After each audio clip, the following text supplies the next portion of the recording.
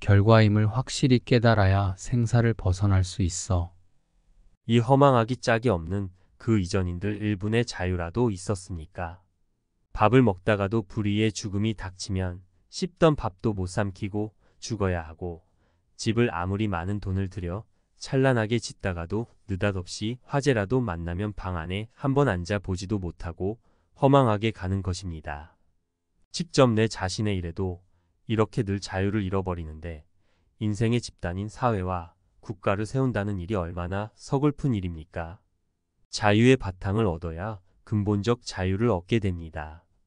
자유가 어디에서 얻어지는지도 모르는 인간들이 자유를 부르짖는 것은 쌀도 없이 밥을 지어 배부르게 먹는 이야기만으로 떠드는 셈입니다. 인생은 자기 업신의 반영인 이 몽환 세계를 실상으로 알고 울고 웃고 하는 것은 마치 은행나무가 물에 비치는 제 그림자를 이성으로 감응하여 열매를 맺는 것과 같습니다. 인간이 산다는 것은 생의 연속이 아니라 생멸의 연속입니다. 인간이 죽는 순간도 죽기 전후 생활도 다 잊어버립니다. 입퇴, 출퇴의 고도 기억하지 못하고 다만 현실적 육식으로 판단할 수 있는 이 생활만 느끼고 사는 것입니다. 천당에 갔다가 지옥에 갔다가 사람이 되었다가 짐승으로 떨어졌다가 하는 그러한 생이 금세 지나가고 또 한 생이 금세 닥쳐오는 것이 마치 활동사진의 영상이 연속해 교환 이동되어 빠른 찰나의 다른 장면으로 나타나는 것과 같은 이치입니다. 인생은 과거를 부를 수도 없고 미래를 보증할 수 없습니다. 따라서 현재가 현재이기 때문에 현재를 완전히 파악하게 되어야 과거, 현재, 미래의 생활을 일단화한 생활을 할 수 있는 것입니다. 인생은 과거에 사는 것도 아니요, 미래에 사는 것도 아닙니다. 다만 현재에만 살고 있는데 현재란 잠시도 머무름이 없이 과거에서 미래로 이동하는 순간이니 그 순간에 느끼는 불안정한 삶을 어찌 실답다 할 수 있겠습니까? 과거와 현재가 합치된 현실이 있나니 현재는 과거의 후신이요, 미래의 전신으로 과거, 현재, 미래가 하나입니다.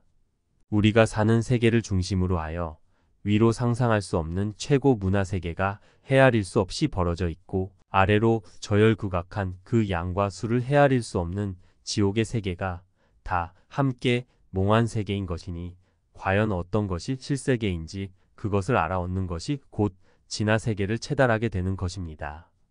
나의 현재 생활이 일체 세계라 현재 생활에서 자족을 못 얻으면 다시 얻을 도리가 없습니다. 인간들은 모두 자기에게는 좋은 것이 와야 할 희망을 갖고 생을 이어 가지만 좋은 것을 취하는 것이 곧 언짢은 것을 얻는 원인인 줄을 알지 못합니다.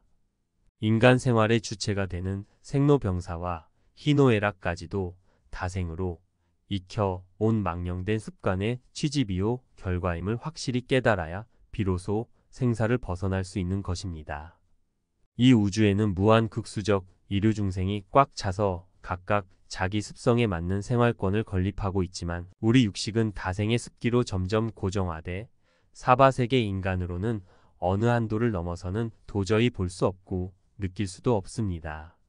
천인이니 지옥이니 신이니 귀니 하는 것도 결국 우리 육식으로는 판단할 수도 없는 이류 중생의 명상에 지나지 않습니다.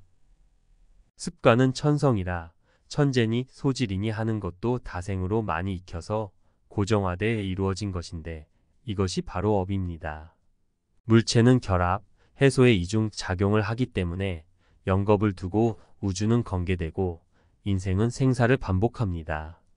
중생이라 하는 것은 한 개체에 국한된 소화적인 생활을 하는 사람, 짐승, 벌레 등으로 일체 자유를 잃어버리게 돼 다만 어풍에 불려서 사생육취에 헤매게 됩니다. 불이란 일체 우주를 자신화해 일체 중생이 다 내 한 몸이요 삼천대천세계가 다 내 한 집이니 어느 집이나 어느 몸이나 취하고 버리는 것을 내 임의로 할 수 있는 것입니다. 망공스님께서는 수덕사 초당에 검은고를 즐겨 타셨다. 어느 날 한 스님이 망공스님께 여쭈었다. 스님, 검은고를 타면 마음이 즐거워집니까? 슬퍼집니까? 마침 두 사람은 차를 마시고 있었다. 망공스님은 찻잔에 물을 가리키며 스님에게 되물었다. 이 찻잔의 물이 깨끗한 것이냐, 더러운 것이냐? 그야 깨끗한 것이지요. 자, 그럼 내가 마신 찻잔의 물은 나중에 오줌으로 나올 것이다. 그것은 깨끗한 것이냐, 더러운 것이냐? 스님은 이번에는 더러운 것이라고 답했다. 그러자 망공 스님은 그 스님의 말이 떨어지기가 무섭게 말을 이었다. 그 오줌이 땅에 젖어 물기가 되고 그 물기를 도라지가 빨아먹어 꽃을 피웠다. 그 꽃은 깨끗한 것이냐, 더러운 것이냐? 그 꽃은 깨끗한 것입니다. 망공 스님은 스님의 대답에 빙그레 웃으시면서 한 소리 하셨다. 너는 물 한 잔을 가지고 깨끗했다. 더러웠다. 마음대로 바꾸는구나. 보아라.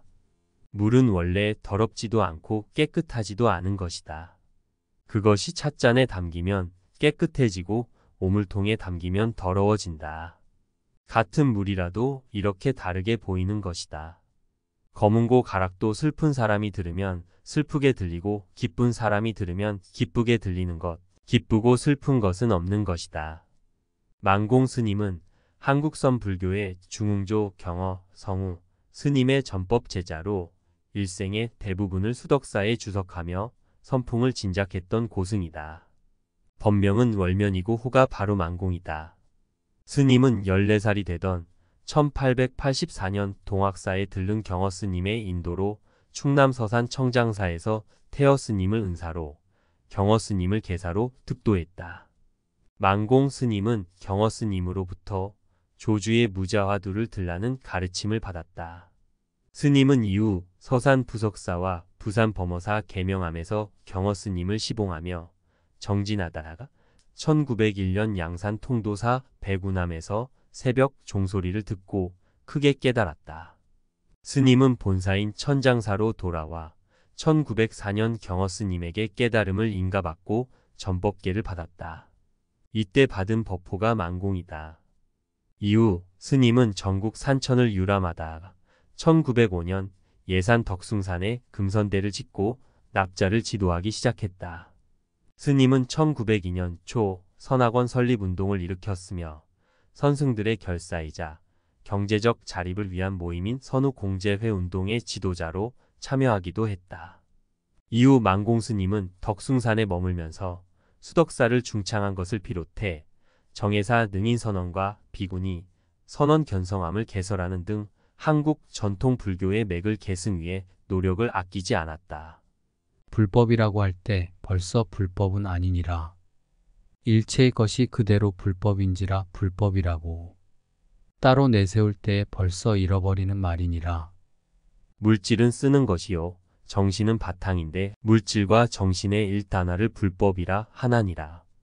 불법엔 완전을 이루지 못하면 인생의 영원한 전정을 보증할 길이 없나니라. 불법은 어느 시대의 어떤 인간의 호흡에도 맞는 것이니라. 불법을 듣고 생명의 중심이 움직이지 않는다면 인간의 생명을 잃어버린 사람이니라. 불이라는 것은 마음이요 법이라는 것은 물질인데 불법이라는 명상이 생기기 전에 부처가 출현하기 전에 나는 이미 존재한 것이니라. 질그릇 같은 나를 버리면 칠보이 그르진 법신을 얻나니라. 입이 말을 하는 것이 아니요 손이 일을 하는 것이 아니니 말하고 일하는 그 정체를 알아야 참된 말과 일을 하는 정작 인간이 되나니라. 불법은 육체나 영혼의 책임자이다. 책임자 없이 살아가는 인생이 그 얼마나 불안한가. 이것을 알면 곧 불법에 돌아오게 될 것이니라. 세간법과 불법이 둘이 아니요 부처와 중생이 하나니 이 불이법을 증득해야 참 인간이 되나니라. 불법을 알면 속인이라도 중이요 중이라도 불법을 모르면 이는 곧 속인이니라. 여러 가지의 자물쇠를 열려면 여러 가지의 열쇠가 필요한 것 같이 백천삼매의 무량 묘리를 획득하려면 백천만의 지혜의 열쇠를 얻어야 하나니라. 불법을 부인하는 것은 자기가 자기를 부인하는 것이요 불법을 배척하는 것은 자기가 자기를 배척하는 것이니 이는 곧 자기가 부처이기 때문이니라. 소리소리가 다 법문이요 두두물물이 다 부처님의 진신이건만 불법 만나기는 백천만겁에 어렵다고 하니 그 무슨 불가사의한 도리인지 좀 알아볼 일이니라. 망공선사.